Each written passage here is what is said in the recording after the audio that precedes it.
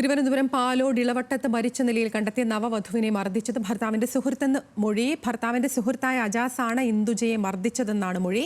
ഭർത്താവ് അഭിജിത്തും അജാസും പോലീസ് കസ്റ്റഡിയിലാണ്. ഇരുവരുടെയും ഫോണുകളും പോലീസ് കസ്റ്റഡിയിലാണ്. വിവരങ്ങളുമായി തിരുവനന്തപുരത്ത് നിന്ന് അഞ്ജു ജയപ്രകാശ് ഉണ്ട്. അഞ്ജു, അതീവ ഗുരുതരമായ വിവരമാണല്ലോ പുറത്തു വരുന്നത്. എന്താണ് ഈ അജാസിന് ഇതുമായി ബന്ധപ്പെട്ടുള്ള പങ്ക്?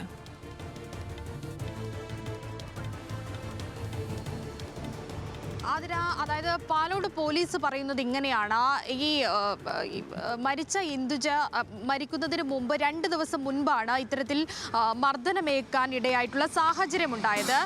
ആ സമയത്ത് ഈ ഭർത്താവ് അഭിജിത്തും ഭർത്താവിൻ്റെ സുഹൃത്തുമായിട്ടുള്ള അജാസ് ഇരുവരും ഒരുമിച്ച് കാറിൽ സിറ്റിയിലേക്ക് പോകുകയായിരുന്നു. ആ സമയത്ത് അജാസ് മർദ്ദിച്ചു എന്നാണ് അജാസ് പോലീസിനോട് നൽകിയിട്ടുള്ള മൊഴി. പക്ഷേ ഇത് ഭർത്താവായിട്ടുള്ള അഭിജിത്ത് പോലീസിനോട് സമ്മതിച്ചിട്ടില്ല. അത് ശരിവെക്കുന്ന ഒരു കാര്യവും അഭിജിത്തിൽ നിന്ന് പോലീസിന് ലഭിച്ചിട്ടില്ല. നിലവിൽ ഇരുവരും കസ്റ്റഡിയിൽ തുടരുന്ന സാഹചര്യമാണ്.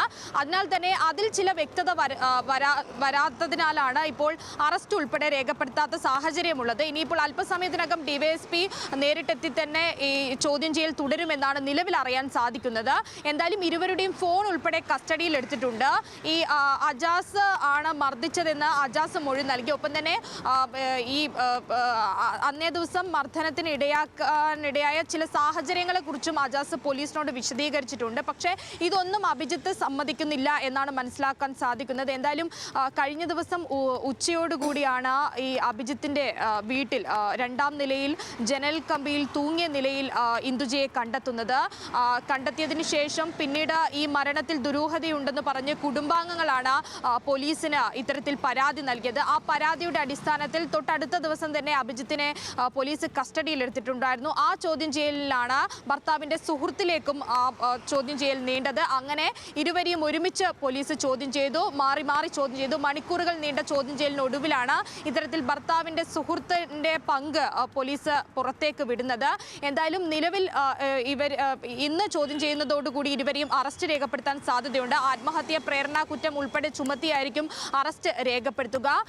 എന്തായാലും ഫോൺ ഉൾപ്പെടെ പോലീസിന് കൈമാറിയിട്ടുള്ളത് ഫോർമാറ്റ് ചെയ്തിട്ടാണ്, റീബൂട്ട് ചെയ്തിട്ടാണ് എന്നാണ് പോലീസ് അന്വേഷണ സംഘം ഉൾപ്പെടെ പറയുന്നത്.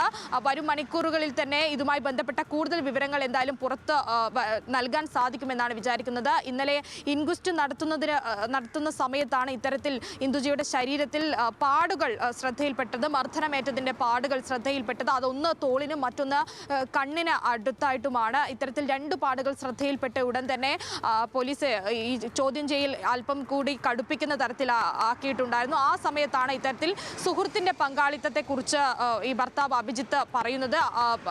സുഹൃത്ത് കൂടി ആ ദിവസം 2 ദിവസത്തിന് മുമ്പ് ഉണ്ടായിരുന്നു എന്നത് അല്പം മുമ്പ് പറഞ്ഞത്. പക്ഷേ മർദ്ദിച്ചതുമായി ബന്ധപ്പെട്ടുള്ള കാര്യങ്ങൾ തുറന്നു പറഞ്ഞിട്ടില്ല എന്നതാണ് പോലീസ് ഇപ്പോഴും പറയുന്നത്.